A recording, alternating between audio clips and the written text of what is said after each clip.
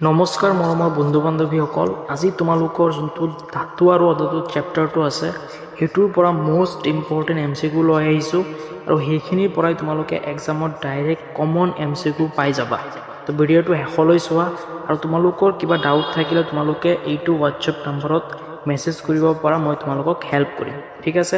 আৰু তোমালোকে চেনেলটো সোনকালে ছাবস্ক্ৰাইব কৰি লোৱা, কাৰণ আগত এনেকুৱা ভিডিঅ' আৰু বাকী চেপ্টাৰবোৰো আহিব, ঠিক আছে। তো বলা আমি ভিডিঅ'টো আৰম্ভ কৰোঁ। তো চোৱা, প্ৰথমটো MCQ কি কৈছে যে তলৰ কোনটো ধাতু সাধাৰণ উষ্ণতাত জ্বলীয়া অৱস্থাত থাকে, ঠিক আছে, এইটো সুধিছে। তো কাৰ্ড অপশ্যন কোনটো হৈ যাব? অপশ্যন নম্বৰ বি, পাৰা। তাৰপিছত আহি যোৱা MCQ 2, এইটো চোৱা কি কৈছে যে ধাতুৰ পাতল পাত বনাব পৰা ধৰ্মটোক কি বুলি কোৱা হয়, ঠিক আছে। তো এইটো কাৰেক্ট অপশ্যন কোনটো হৈ যাব? অপশ্যন নম্বৰ বি, নমনীয়তা, ঠিক আছে। তাৰপিছত আহি যোৱা MCQ নম্বৰ 3টো কি কৈছে চোৱা, তলৰ কোনটো আটাইতকৈ বেছি গাত সহনশীল ধাতু, ঠিক আছে। তো এইটোৰ কাৰেক্ট অপশ্যন কোনটো হৈ যাব? অপশ্যন নম্বৰ চি, সোণ। তাৰপিছত আহি যোৱা MCQ নম্বৰ 4, চোৱা কি কৈছে যে 1 গ্ৰাম সোণৰ পৰা প্ৰায় কিমান কিলোমিটাৰ দীঘল তাঁৰ টানিব পাৰি। তো এইটো কাৰেক্ট এনচাৰ হৈ যাব অপশ্যন নম্বৰ বি, 2 কিলোমিটাৰ, ঠিক আছে। তাৰপিছত আহি যোৱা MCQ নম্বৰ 5, যে তলৰ কোনটো অধাতু হোৱা সত্ত্বেও জিলিকি থাকে, ধাতৱ দ্যুতি সম্পূৰ্ণ হয়। তো এইটো কোনটো হয়? তোমাৰ আয়োডিন, এইটো মনত ৰাখিবা, ঠিক আছে। তো এতিয়া আহি যোৱা কুৱেশ্যন নম্বৰ 6, কি কৈছে চোৱা, যে কাৰ্বনৰ কোনটো বহুৰূপ আটাইতকৈ কঠিন প্ৰাকৃতিক পদাৰ্থ, ঠিক আছে। তো কুৱেশ্যন নম্বৰ 6টোৰ কাৰেক্ট এনচাৰ কোনটো হৈ যাব? অপশ্যন নম্বৰ বি, হীৰা। তাৰপিছত আহি যোৱা MCQ নম্বৰ 7, চোৱা কি কৈছে যে তলৰ কোনটো ক্ষাৰকীয় ধাতু ইমান কোমল যে কটাৰীয়ে কাটিব পাৰি, কটাৰীয়ে কাটিব পৰা ধাতুৰ নাম সুধিছে, ঠিক আছে। তো এইটোৰ এনচাৰ কাৰেক্ট অপশ্যন কোনটো হৈ যাব? তোমাৰ সোডিয়াম। তাৰপিছত আহি যোৱা কুৱেশ্যন নম্বৰ 8, যে ধাতুৰ অক্সাইডবোৰ সাধাৰণতে কেনে প্ৰকৃতিৰ হয়, ধাতুৰ অক্সাইডবোৰ কেনেকুৱা প্ৰকৃতিৰ হয় সেইটো সুধিছে। তো এইটো ক্ষাৰকীয় হয়, ঠিক আছে। তো অপশ্যন নম্বৰ বিটো কাৰেক্ট এনচাৰ হৈ যাব। চ' এইখিনি কুৱেশ্যন বহুত ইম্পৰ্টেণ্ট হয়, 20টা MCQ লৈ আহিছোঁ। তোমালোকে 20টাৰ ভিতৰৰ পৰাই তোমালোকে গোটেইকেইটা MCQ যিমানখিনি এইটো চেপ্টাৰৰ পৰা আহে তোমালোকে পাই যাবা, বুজি পাইছা। তো চেনেলটো সোনকালে ছাবস্ক্ৰাইব কৰি লোৱা আৰু লাইক এটা কৰি দিবা, ঠিক আছে। তাৰপিছত আমি আগুৱাই যাওঁ। এতিয়া আমি MCQ নম্বৰ 9টো চাওঁ। তো আহি যাওক MCQ নম্বৰ 9টো কি কৈছে, যে এলুমিনিয়াম অক্সাইড Al2O3 তলৰ কোনটো অক্সাইডৰ উদাহৰণ? এইটো বহুত ইম্পৰ্টেণ্ট MCQ হয়, এইটো বহুত ইম্পৰ্টেণ্ট MCQ হয়। এইটোৰ কাৰেক্ট এনচাৰ কোনটো হৈ যাব? অপশ্যন নম্বৰ চি, অৱধৰ্মী অক্সাইড, ঠিক আছে। তাৰপিছত আহি যোৱা MCQ নম্বৰ 10টো কি কৈছে চোৱা, যে চোৱা কি কৈছে, যে সোডিয়াম আৰু পটাছিয়াম ধাতু কিয় কেৰাচিন তেলত ডুবাই ৰখা হয়? কাৰণ ইয়াৰ কাৰেক্ট অপশ্যনটো হৈছে তোমাৰ অপশ্যন নম্বৰ বি। তোমালোকে যদি পঢ়ি চোৱা কি কৈছে চোৱা, ই অক্সিজেনৰ সৈতে অতি সক্ৰিয়ভাৱে বিক্ৰিয়া কৰে বাবে, সেইকাৰণে সোডিয়াম আৰু পটাছিয়াম ধাতু কেৰাচিন তেলত ডুবাই ৰখা হয়, বুজি পাইছা। বহুত ইম্পৰ্টেণ্ট MCQ হয়।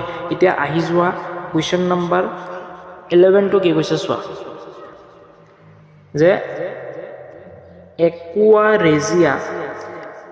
ৰেজিয়া প্ৰস্তুত কৰিবলৈ গাঢ় HCl আৰু গাঢ় HNO3 অনুপাত কিমান হ'ব লাগে? তো এইটো কাৰেক্ট অপশ্যন হৈ যাব অপশ্যন নম্বৰ বি, 3:1, ঠিক আছে। তাৰপিছত আহি যোৱা MCQ নম্বৰ 12টো কি কৈছে চোৱা, সক্ৰিয়তাৰ কমৰ একেবাৰে ওপৰত থকা ধাতু কোনটো? তোমালোকৰ যোনটো সক্ৰিয়তা শ্ৰেণী আছে NCERT তোমালোকৰ বুকত, তো সেইটোত ওপৰত কোনটো আছে আটাইতকৈ, সেইটো সুধিছে। বহুত ইম্পৰ্টেণ্ট MCQ হয় কিন্তু। তো সেইটো কাৰেক্ট অপশ্যন কোনটো হৈ যাব? Option number B, potassium, option number B, potassium, ঠিক আছে। এতিয়া চোৱা কুৱেশ্যন নম্বৰ 13টো কি কৈছে, যে আইৰণ ছালফেটৰ দ্ৰৱৰ পৰা আইৰণক কোনটো ধাতুৱে অপসাৰিত কৰিব পাৰে? তো এইটোৰ কাৰেক্ট অপশ্যন হৈ যাব অপশ্যন নম্বৰ চি, জিংক। বহুত ইম্পৰ্টেণ্ট MCQ হয়। তাৰপিছত আহি যোৱা MCQ নম্বৰ 14টো কি কৈছে চোৱা, চিনাবাৰ তলৰ কোনটো ধাতুৰ আকৰ তো এইটো হৈছে তোমাৰ option number B to correct পাৰা সো ইয়াত অপশনত যদি পাৰা নাথাকি যদি মার্কিউরি দি দিলে হয় ঠিক আছে যদি মার্কিউরি দি দিলে হয় মার্কিউরি যদি দি দিলে হয় তেতিয়াহ'লে সেইটোও তোমালোক কারেক্ট হ'ব বুজি পাইছা তো পাৰা নাথাকি মাৰ্কিউৰি থাকিব পাৰে মনত ৰাখিবা ঠিক আছে এটা আহি যোৱা তাৰ পিছৰ এমসিকিউ নাম্বাৰ 15 টো কি হৈছে চোৱা সালফাইড আকৰক অক্সিজেনৰ উপস্থিতিত উত্তপ্ত কৰি অক্সাইডলৈ পৰিৱৰ্তন কৰা পদ্ধতিটো কি বোলে বহুত ইম্পৰ্টেণ্ট এমসিকিউ হয় আৰু এইটো কাৰেক্ট এনসাৰ হৈ যাব তাপজাৰণ অপশন নম্বৰ বি ঠিক আছে এতিয়া আহি যোৱা এমসিকিউ নাম্বাৰ 16 টো কি কৈছে চোৱা আইৰণৰ লগত কোনটো মৌল মিহলাই স্টেইনলেছ ষ্টীল প্ৰস্তুত কৰা হয় ঠিক আছে তো এইটো কাৰেক্ট যোনটো অপশন হ'ব এইটো হৈছে তোমাৰ বি নিকেল আৰু ক্ৰোমিয়াম তো বি নাম্বাৰটোৱে কাৰেক্ট অপশন হৈ যাব তাৰপিছত আহি যোৱা এমসিকিউ নাম্বাৰ 72 তাৰমানে 17 টো কি কৈছে চোৱা পিতল নামৰ সংকৰ ধাতুবিধ কিহেৰে গঠিত তো এইটো কাৰেক্ট অপশন হৈ যাব অপশন নম্বৰ বি কপাৰ আৰু জিংক ঠিক আছে তাৰপিছত আহি যোৱা নেক্সট এমসিকিউ 18 নাম্বাৰ ঠিক আছে তো আহি যোৱা কি কৈছে চোৱা 18 নাম্বাৰ এমসিকিউটো যে কপাৰৰ বিদ্যুৎ বিশোধনৰ সময়ত অশুদ্ধ কপাৰৰ দণ্ডডাল কি হিচাপে ব্যৱহাৰ কৰা হয় বহুত ইম্পৰ্টেণ্ট এমসিকিউ হয় আৰু ইয়াৰ কাৰেক্ট অপশন হৈ যাব তোমাৰ বি নাম্বাৰটো এনট ঠিক আছে তাৰপিছত আহি যোৱা এমসিকিউ নাম্বাৰ 19 টো কি কৈছে চোৱা লোট মামৰে ধৰা প্ৰতিৰোধ কৰিবলৈ দস্তাৰ প্ৰলেপ দিয়া পদ্ধতিটো কি বোলে এইটো আছে তোমাৰ দস্তা লেপন এইটো স্প্লিংটোৰ অকণ মিষ্টেক আছে এইটো চোৱা দস্তা লেপন এনেকৈ লিখা হয় দস্তা